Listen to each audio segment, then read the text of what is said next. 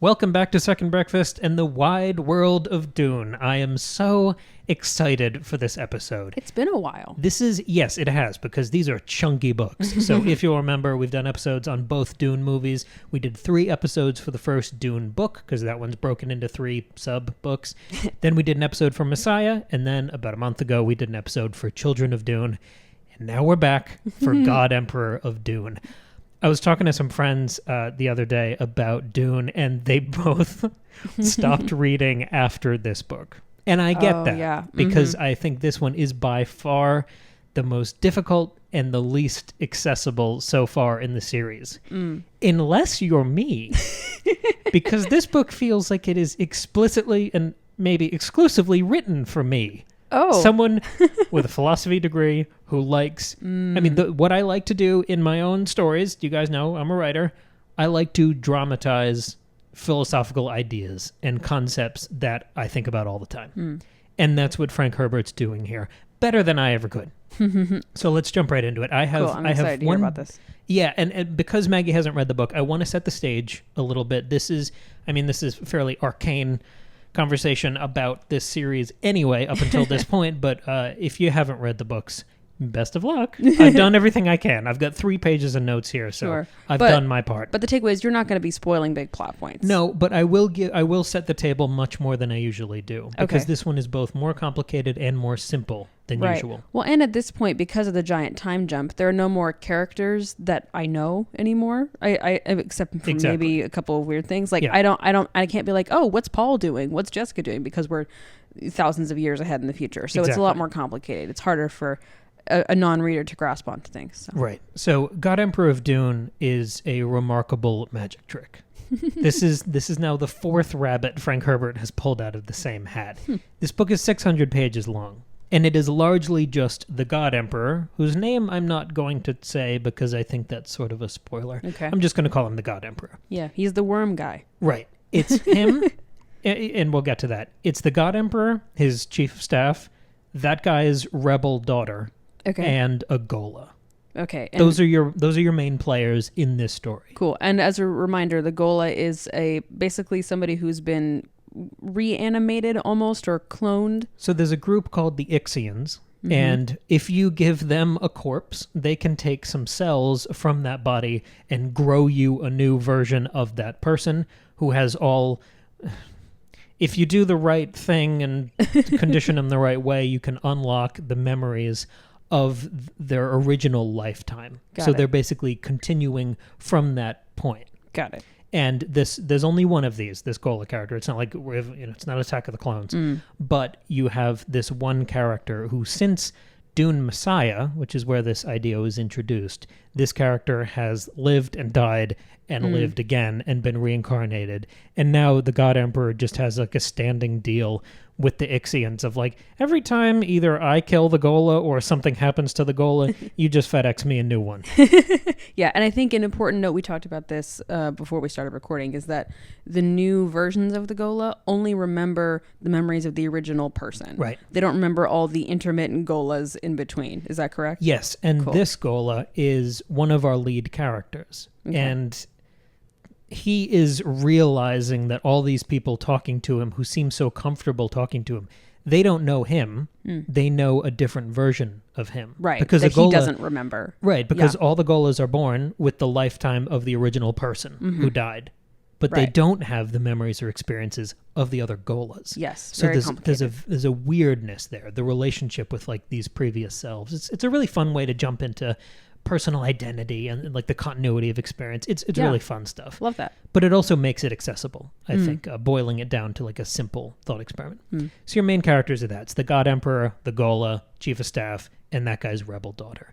And almost this entire book is those 4 characters talking in different combinations. It's all palace intrigue, little small council meetings, throne room chats. The God Emperor... Like he kind of stands in different lighting within the throne room because, okay. Yeah, was good. Can he stand? Other thing, yeah. So sorry about the preamble, but, we're dealing with some wacky stuff here. The God Emperor is a character from Children of Dune, and at the end of that book, he's sort of fused with some sandworms. Cool. That's me kind of dumbing it down, but basically he's transforming into being a sandworm.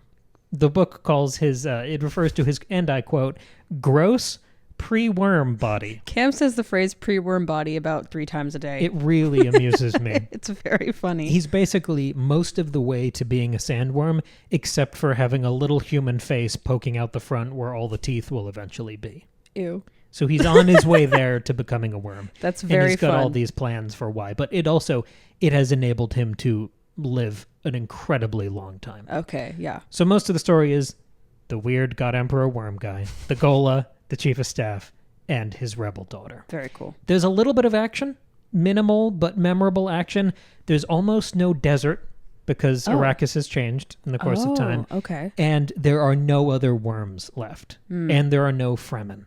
Okay. And there's none of the initial cast from the first 3 books. And there's a 3,000-year time jump.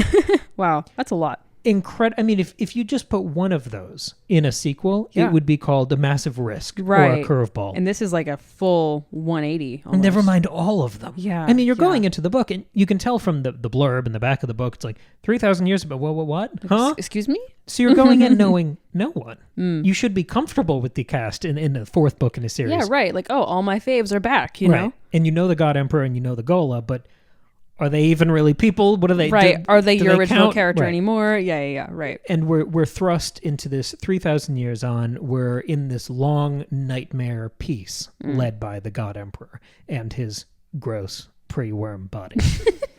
And I was worried that this one was going to feel dry and distant. Yeah. That I wasn't going to have any handholds. I wasn't going to have any of those. I mean, the setup of the original story is so intriguing.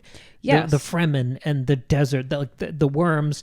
This is the setup of Dune. So I was worried that without all of those things and with a crazy time jump, I wasn't going to feel invested. Right, like it was going to feel too weird and too out there. And my takeaway after having finished it, and once I got started in this book, I blew through it. Yeah, you really did. It took you a while to start it. I think you just needed a break. And then once you started it, you probably finished it in a week. Yeah, and my main takeaway is that no previous Dune book has had this much personality. Wow, okay.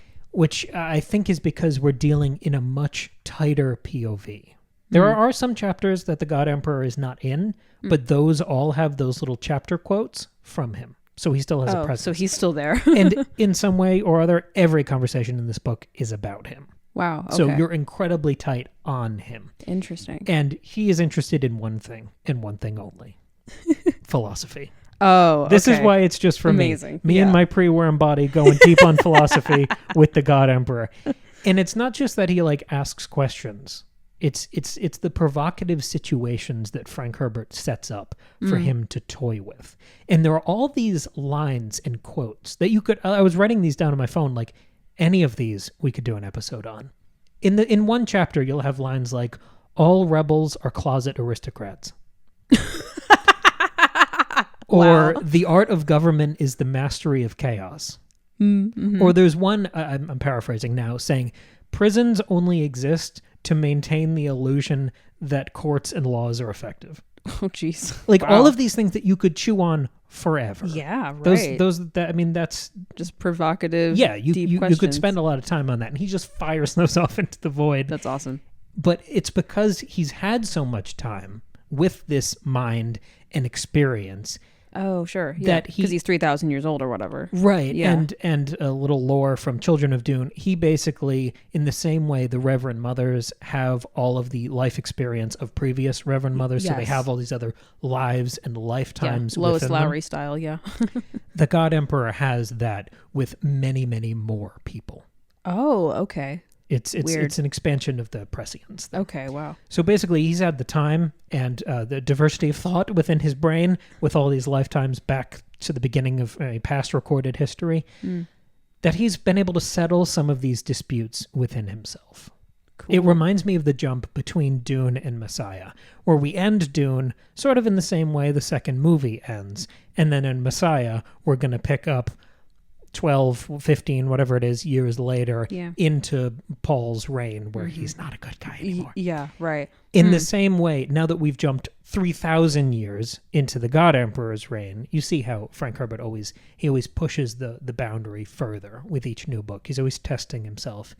This leader, this God Emperor, is miles past good and evil anymore.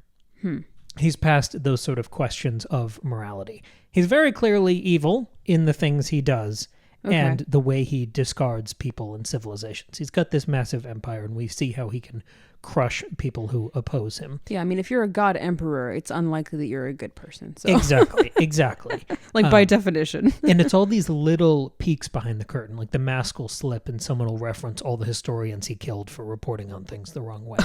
It's just those little moments. Because you're with him so much and you're not going to openly challenge a god emperor on much. Right. It's just these little things where you're kind of piecing together what his reign is like. Yeah. He's clearly evil, but he's beyond caring. His reign is almost amoral, or maybe given the lifetimes of experience and the 3,000 years of rule that no other ruler in human history has achieved, he's almost post-moral, where the things he does are routine.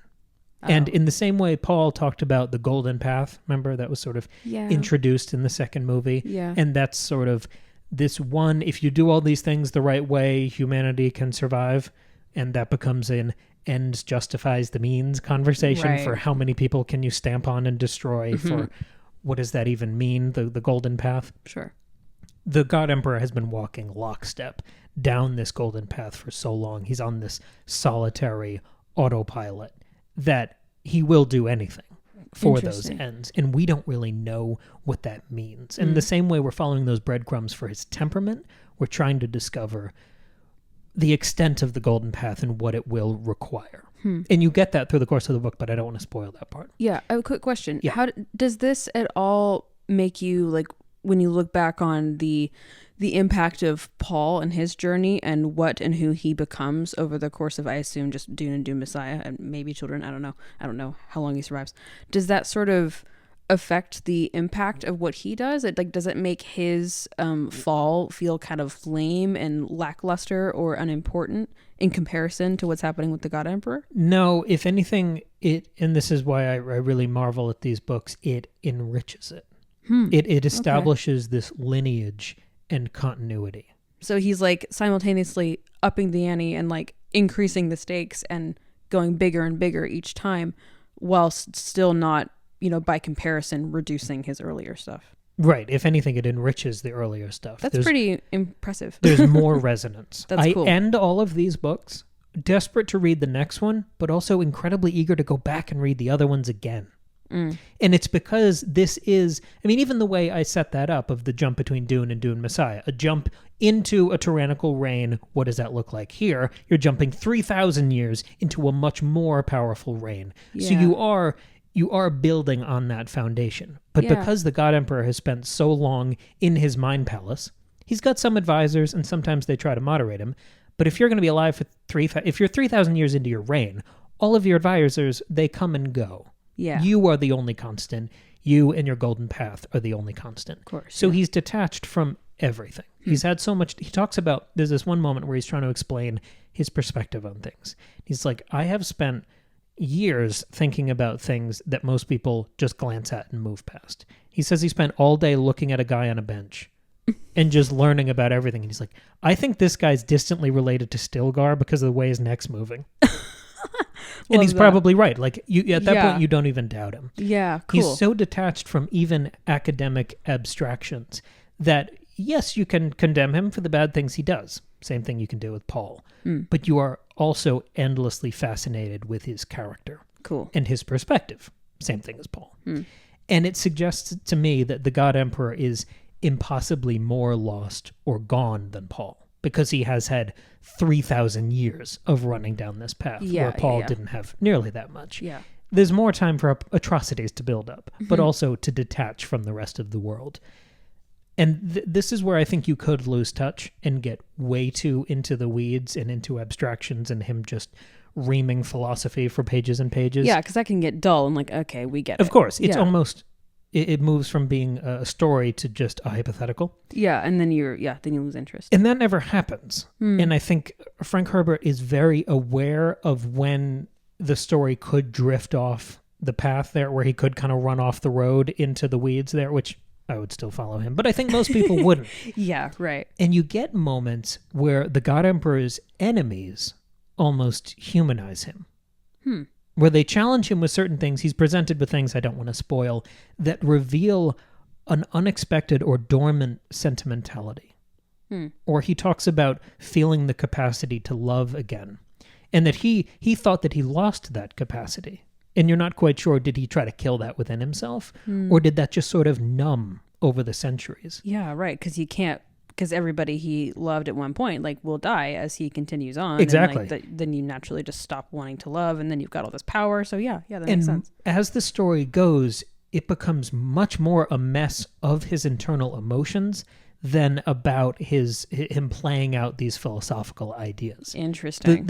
Largely, the story and his plan is derailed by those emotional concerns. Oh, that's really interesting. So it's always still a story.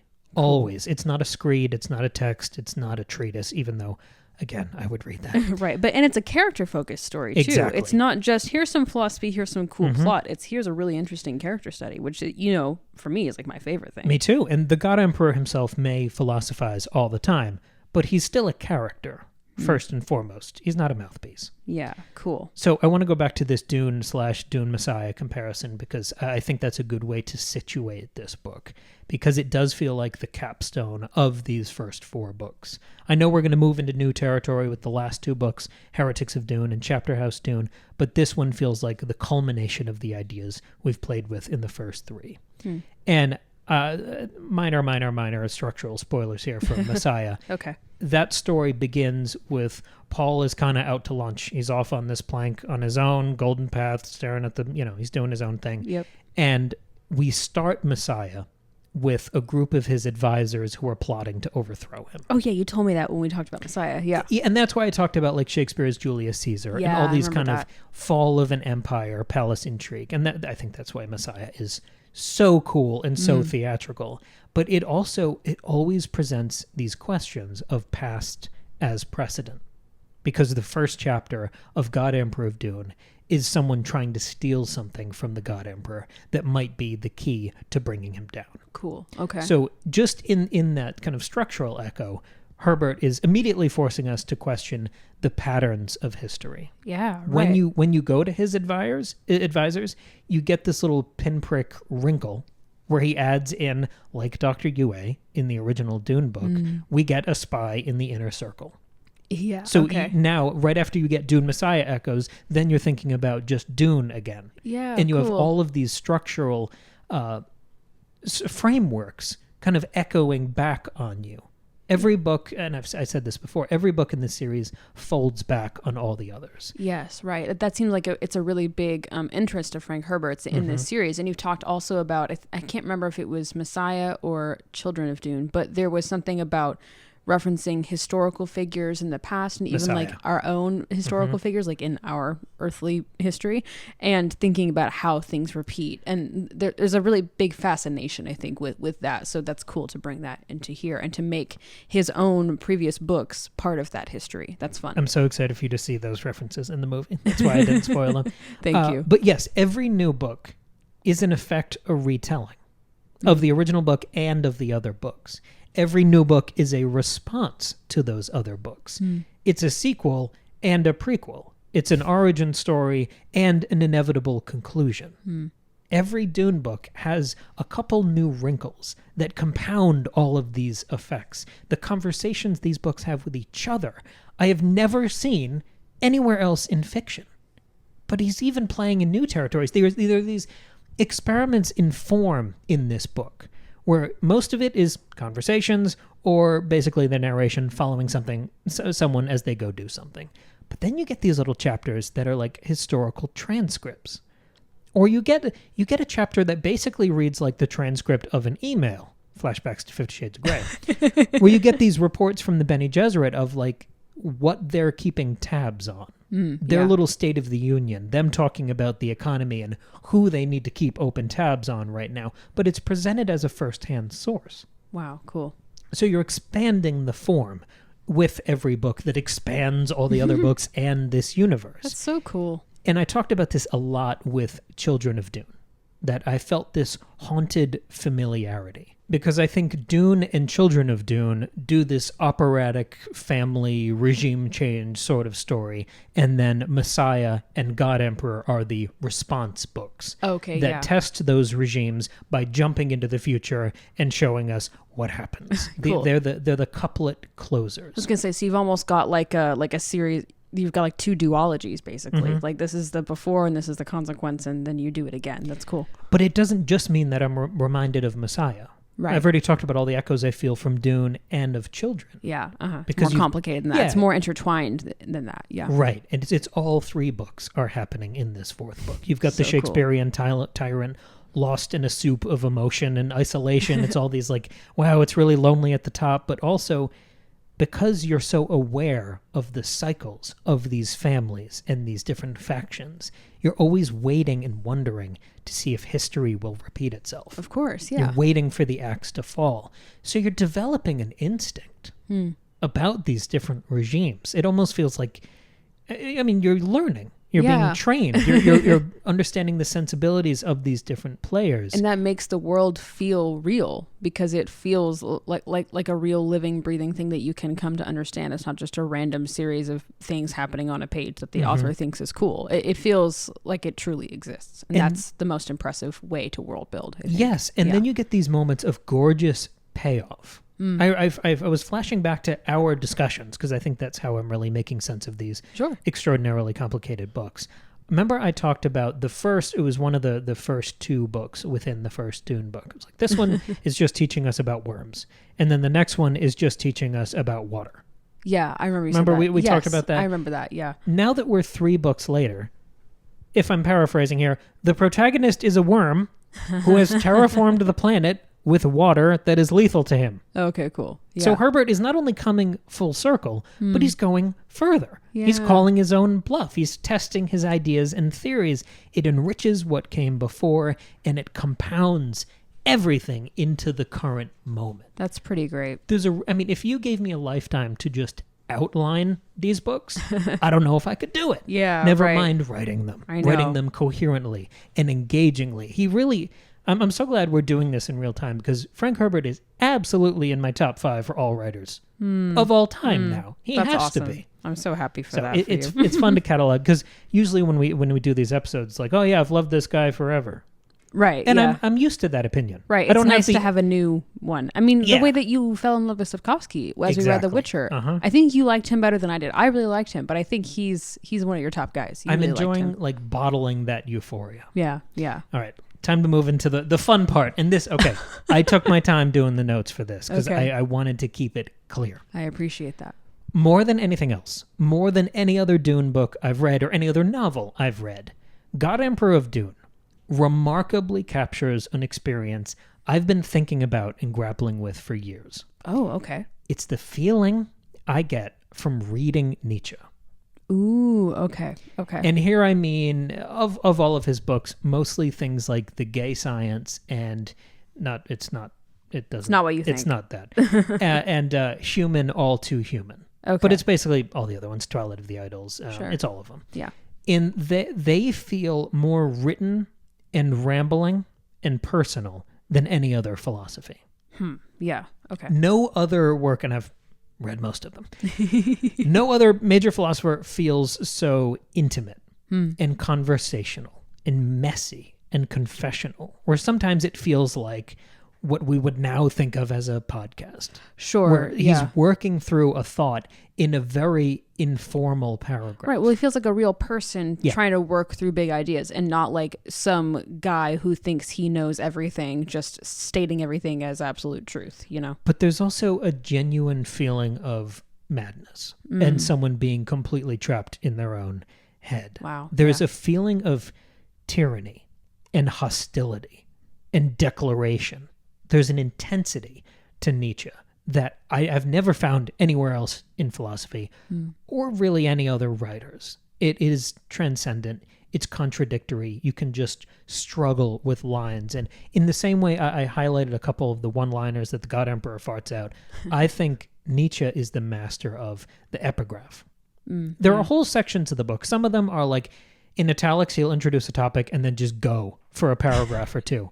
And they're all numbered, these sections of the book. Like each paragraph will be numbered. Wow. And sometimes it devolves into just individual sentences.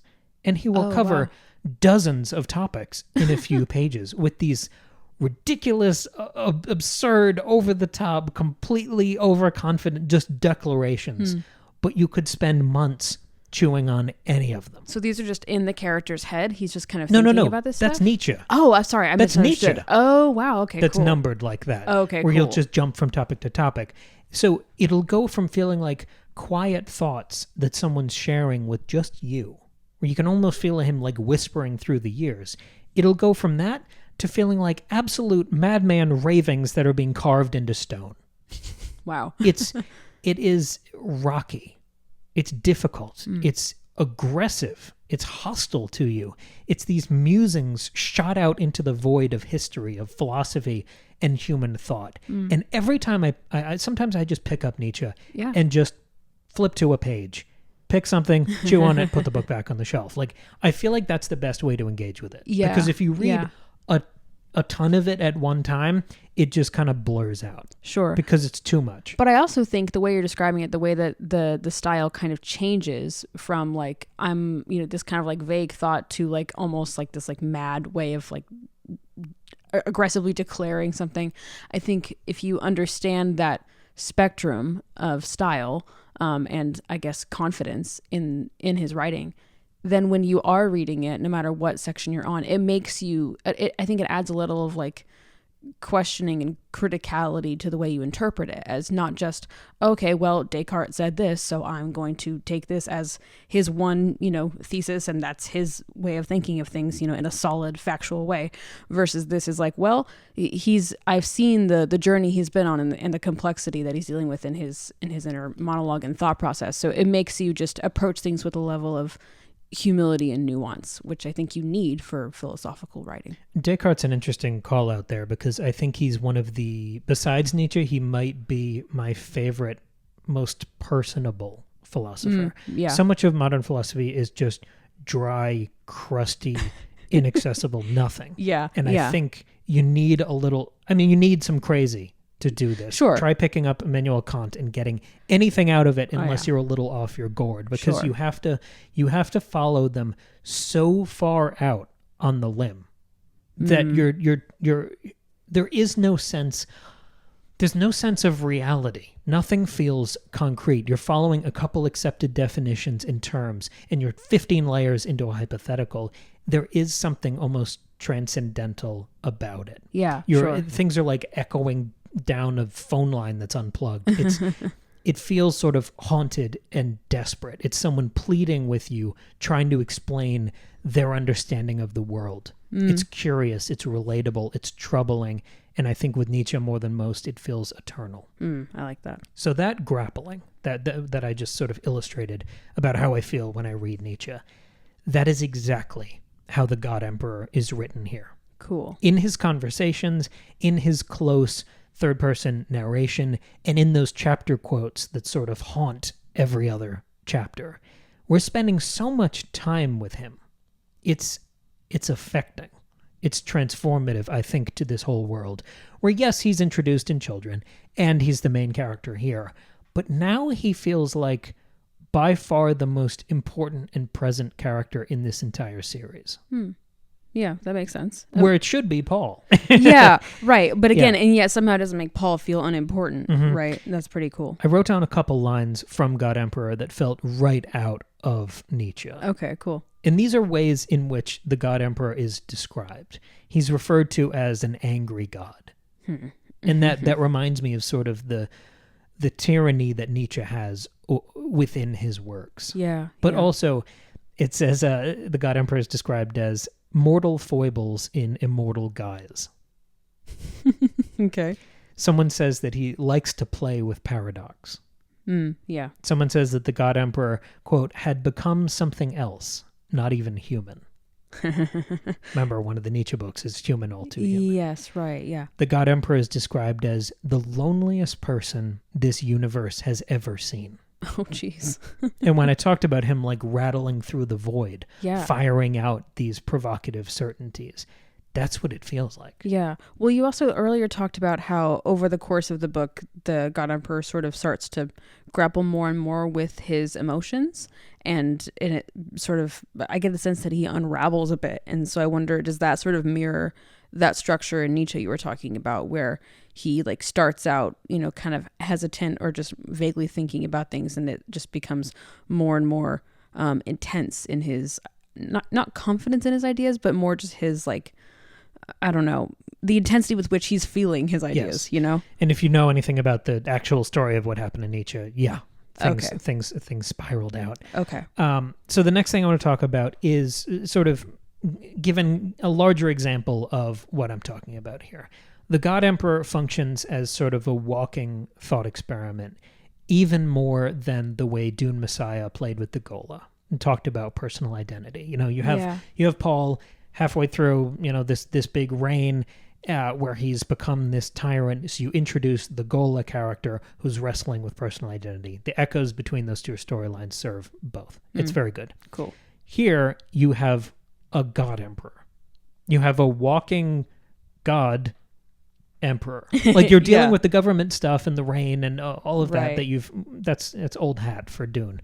But you're making him a god. Right. And that's kind of what Paul was trying to become in his he was the Messiah, right. Like he was trying to embody both the like governmental power and the religious power. But he was almost a prophet. He was foretelling these things that were going to come. So if you go from Dune Messiah to God Emperor of Dune, it's another escalation, and I think it is the final escalation of the religious critique that was sort of dormant within the other books. At some points it becomes more than dormant. See Stilgar. But the God Emperor is described as a holy presence. But also, later on in the book, this really caught my eye, he's described as the terrible presence. Oh. See how that's sort of the next level of Paul having his terrible knowledge? Yes, right. Isn't there a terrible purpose, too? Yes. Yeah. So instead of having terrible knowledge, terrible purpose, we now have that thing made manifest in the terrible presence. Yeah, and it is terrible. Wow, yeah. Instead of faints within faints, we have a quote here of wheels within wheels. Oh, okay. So it's larger, it's more involved, it's more intricate, it's more grounded. We're basically we're an embedded journalist within the administration of this god. Yeah, it's not a frightening possible future. It's already here. And there are many people throughout the book who are like, is he really a god? Are we just calling him that? Or what do we like? Yeah, like what is he this? He's been alive a long time and he's mostly a worm now. Right. But what do we think's going and that question, that is the point here. This book gives us a first-hand account of his apathy, his hatred, his boredom. The number of times the word boredom is used in the first half of this book. Interesting. His obsession of a self-described, quote, predator god. Wow. The point where the God Emperor refers to himself as a predator, that is where the rubber hits the road. Yeah, like predator of what? Everything. Okay. Everyone. Yikes. The commentary goes so far past God bad. We're going miles past that. Yes. We're bringing theology to life through character. We're interested in the how and the why. And so Herbert is constructing a real-time history embedded within the inner circle of a flailing god. And it provides such an extraordinary perspective, being on the shoulder of the gross worm body of the God Emperor. I've got some examples here I want to play with. Okay. I've got 6 of them. So the first one is about prayer. These are just quotes that I want to show you to sort of illustrate this point. The God Emperor, quote, looked on prayer as attempted coercion, a form of violence against the chosen God, telling the immortal what to do. Prayer as hubris, intercession on demand. Wow, that's interesting because in a lot of religions, you see prayer as this way to control people, like as a way, like if people are relying on prayer as a way to connect with God or get things from them or whatever, like it helps you have power over them. But this is sort of an opposite approach. That's really interesting. Because he's this living being, he's not this abstraction. Does he want to be like worshipped and prayed to? I mean, he doesn't want to be prayed to. He wants to be obeyed. And yes, he does want those things too, but as long as they serve the control. When he talks about creation, he says, quote, Genesis does not stop. Your God continues creating you. Oh, wow. I'm so glad you're connecting with these. Interesting. He's got such a unique perspective. He refers to them as being an instrument of history. And later on, where he's thinking about his long legacy, I mean, the conceit of the book is that he's basically dictating these journals. Okay. And this rendition of history and time and his reign that he thinks will eventually vindicate him. And he's very aware of that legacy and how important it is to be able to control perception. And he's thinking about that, and at one point he muses, quote, they will have fine theater out of us. He also calls himself a myth killer. Oh. If you look at the way he toys with narrative and the control of the narrative, you could take that literally. Remember I mentioned he kills the historians. Yeah, right. But also as being a walking god. Yeah. You validate, and depending on how you play your cards, you might disprove certain things about the mythology of a god. It's a real shame he didn't call himself a mythbuster. That's a missed opportunity right there. But that's interesting. He's aware of this legacy and the position of worship that he occupies, and he'll just like ruin people's brains with little questions and lines like, "But don't we always hate what we fear?" Oh, but he's saying that to like incredibly loyal followers who are as devout as they come, who will never question them, and he just kind of shatters them and sends them off, and then and everything is a test. Okay, but you don't know what he wants to use them for. Wow. He's very flippant, I think, in his regime and in his immortality. He refers to an attempt on his life as, quote, a bit of military nonsense. Oh. Just totally dismissing it. He's incredibly serious and then incredibly flippant and dismissive. Yeah. It's that volatility that also reminded me of Nietzsche. Okay. I've never seen any of these concepts so effectively embodied and explored. It's incredible. So if God Emperor is Dune at its logical conclusion, or really highlighting that religious lens, I've spent a lot of time talking about the perspective of the god and what we're doing with that. What about his subjects and believers? Right. Yeah, I'm wondering what they think of him and how much obedience is he really getting? Like, I wonder what does that look like? That's the other half of the conversation. And I think that topic is best explored in this book through the Ghola. Okay. Who exists in a fresh context here. Again, he's been repeatedly reincarnated / reborn for more than 3,000 years. Yeah. And this newest iteration, who sort of, pops out of the egg at the beginning of this book, we watch as he becomes disenchanted. Because he wants to serve the God Emperor, and you see him grapple with that through the course of the book. He'll ask heretical questions. After he's seen his God Emperor do things that are very bad, he'll say things like, how is it a god can do evil things? And ultimately, we watch him lose his faith. You see those questions. You see him move through this theological thought in real time, with the agony of character, not the detached, dry questions of a philosophical treatise. This is torturing him as a character. I mean, I'll call him a human being, even though he's kind of a clone. But sure, he's more human than the God Emperor. So there's an incredible emotional toll for this process. Has that doubt been present in his other Ghola iterations? To various degrees. This Ghola becomes exceptional. Wow. Okay. Well, I bet the God Emperor doesn't like that. And that's sort of, we'll get to that, because I think the process of losing his faith is ultimately him as one of these subjects and believers of the God Emperor, realizing his impotence. At one point he says, he knows I will defy him. Oh, yeah. The Ghola, and I've talked about this in the Faustian context before, I won't even rehash that, but the Ghola becomes a conscious creation. He knows the limits of his will because he has this arbiter of will. He has this strongest will in the universe, in the God Emperor, right there in the room with him. And the Ghola, over the course of the book, becomes tortured by his cage. He is a plaything of the creator. He is, all the way at the end of the logical conclusion, he's the ultimate subject and believer of a real-time God. And once again, Herbert is always telling a story here. He's exploring philosophy and theology, this cage of, do I have free will if it's allowed free will? Yeah.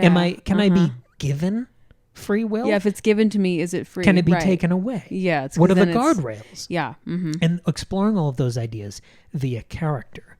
And you see the God Emperor watching him. Yeah. Seeing the reaction of a lot of these ideas. The God Emperor privately dismisses the Ghola at one point as being spiritually boneless.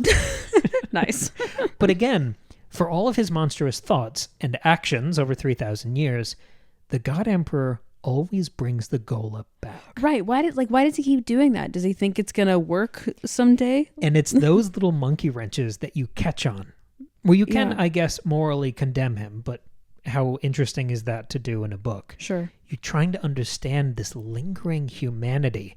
I mean, look at the metaphor of his person being largely worm with just this human face. Right. And there's a point in the book where he cries. But because he's more and more worm, water is poison to the worms. Oh, yeah. So the tears burn. Oh, geez. And boil away. Wow. On his face. That's into amazing. the smoke. Wow.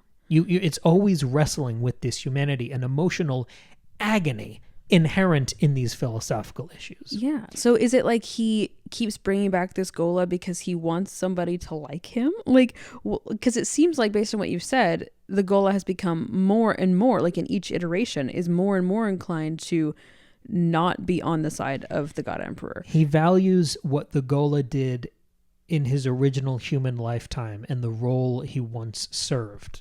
And I think he wants... So he just keeps hoping that it'll work again? It's even sort in the of new a check and conditions? balance, I think. It's sort of a validation. It's a comparison with other figures in history. I'm trying not... It's tough not to spoil it there. Yeah, I was going to say, my question is probably really misguided because I don't know the context. But every chapter of the book is you playing with that question and getting a little bit closer to an answer. But it's not like Frank Herbert has one answer. Right. He's just feeding you in different directions. So... You'll notice how much I'm talking about the God Emperor and the Ghola. It's because these are the two exceptions. Everyone else is a normal person who lives and dies. The God Emperor, because of his prescience and being this abomination who's elevated with all these ancestral memories, he inhabits the experience and lives of millions of people. Right. Which makes him abnormal. Sure. The Ghola, because of his reincarnation and cloning, he has this legacy and possibly a responsibility to the past and future Gholas, but he doesn't have their memories. Right. He's he can a only mess. remember the first person he was, yeah. So one of them has millions of people inside of them, and one of them has one, but they're not even sure if they have that one. Right. They are polar opposites. Sure, yeah. But they're also the only true outsiders in the book. And I love that this story is mainly about the difficult kinship that they have. Because it's, again, Frank Herbert dramatizing. He's creating this beautiful dramatic tension using the same trick as in Messiah, where the Ghola was sort of introduced. And by dramatic, I mean that he's literally dramatizing philosophical tension. Yeah. Because we're clearer now on what the golden path means, especially by the time you get to the end of this book. You understand the truth of the Godhead. You understand more about the worm body and the plan and why he took away the deserts on Arrakis and what he's doing here, what this staging ground is. And I think that's as far as I can go without spoiling it. Okay. So circling back to the beginning, God Emperor of Dune is a book made just for me. And I think for that reason, it might be my favorite. I was going to ask what your favorite is at this point. It might have to be my favorite just because it is so... I couldn't think of a book more catered for me. Yeah. This is more catered to me than books I've written. Than your own books. But to take it back to Frank Herbert, because he's the man of the hour here, what a risk. Yeah. What an incredible series of daring creative choices and risks in this book. As we've seen, like you talked about at the beginning of this episode, people we know, and I know other people who we don't know, but we've read about in various online places, a lot of people stop after this one. Yeah. So it's clear that it certainly was a risk, and for some people this doesn't work for them, and they're like, all right, I've had enough of this series. But also it's paying off for people like you. It's interesting because you could stop after Dune. Yeah. And I think you'd be okay. And a lot of people do. You could stop after Messiah. Say, okay, I've had the call and response of this initial arc. Okay, great, I'm done. Yeah. You could stop after Children of Dune. I think that one finalizes a lot of those initial 2 books. Okay. I think it's at least a trilogy. But now that I've got this one, I think this one, again, is sort of really the end, and you need to do this, and you could be very happy stopping here. Sure. I think you could be, especially with the 3,000-year time jump, I think if you view this as sort of the centerpiece and the end cap, you could be very happy after this, but that's not enough for me. I was going to say, but are you still like motivated to go to the next one? The moment, today, now that we've recorded this, I can start Heretics of Dune, and I'm Awesome. very excited for that. Again, Cool. Might take a month. I don't know. These are big books. It's difficult to get through them and then to condense my ideas into something that is at all legible for the listener. Sure, so yeah. it might take a while, but yes, I'm of course continuing through the end of this. I'm Cool. incredibly excited. I am just in awe of this series. I love that. So there are only 2 books left that Frank Herbert wrote? Yeah, and then he had notes for a 7th one, but he his died. son finished? He died before he could write it, and then his son and this other guy who they write Dune books together, they worked from the notes and produced 2 books. I don't know where I'm going to go after the ones Frank wrote, but I'm at least going to do those. Okay, cool. Also, the fact that all of these could be end caps means that even if the 6th book ends on a massive cliffhanger, that's okay. You'd probably feel fine, but like, great, I'm good. That happens. That's fine. Yeah. I'm absolutely going to go through these. So thank you for joining us on this Devouring Dune segment. If you want even more book discussions from us, of course, every Friday we are back here with a Game of Thrones chapter discussion that we've both read. And over on Patreon, we just opened up another lane for us to talk about books. You guys know we covered House of the Dragon. Right. We really loved that first season, and we decided if we're going to be spoiled on the rest of this story, I'd rather it be from George R. R. Martin than Twitter. So we are doing a chapter-by-chapter discussion of the relevant chapters from Fire and Blood, the book in which House of the Dragon is based. Yes. We're going to do those 7 chapters that are going to be adapted into this show. We already have, by this time, at least the first 2 episodes up over there on Patreon. Those are big hour-long discussions like this, but with Maggie talking more.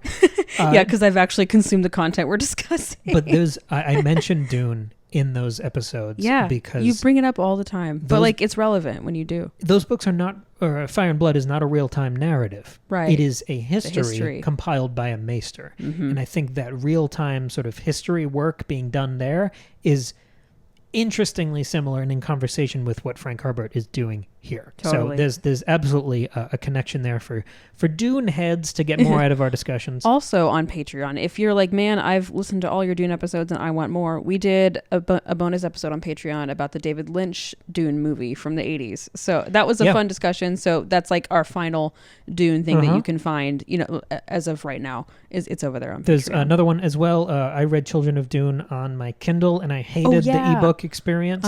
So that inspired an hour-long discussion on Patreon about book formats. That's right. That was fun. Ebooks and audiobooks and paperback and retention and the reading experience. It was like a full hour-long book nerd conversation. It was a lot of fun. Yes. The Patreon enables us to have those sort of conversations, which I'm incredibly grateful for. So thank you very much for supporting the show. $2 a month. You can get the whole back catalog over there and all of our bonus episodes. Thank you very much for listening and joining us on this Devouring Dune series. I'm getting a lot out of it, and me too. I continue to get a lot out of your comments. People are emailing us. They're commenting on Patreon, and they're commenting on YouTube. Literally, yesterday or 2 days ago, there was a comment on one of our last Dune YouTube videos saying, like, just with a smiley face, can't wait for God Emperor. Oh, yay. Thank you. Here it is, bud. And here's me, like, straining over making this Nietzsche section comprehensible. Thank you for that little push. So, yeah. Thank you guys very much for joining us, and we'll be back on Friday with a brand new Game of Thrones discussion. All right. Bye. Bye.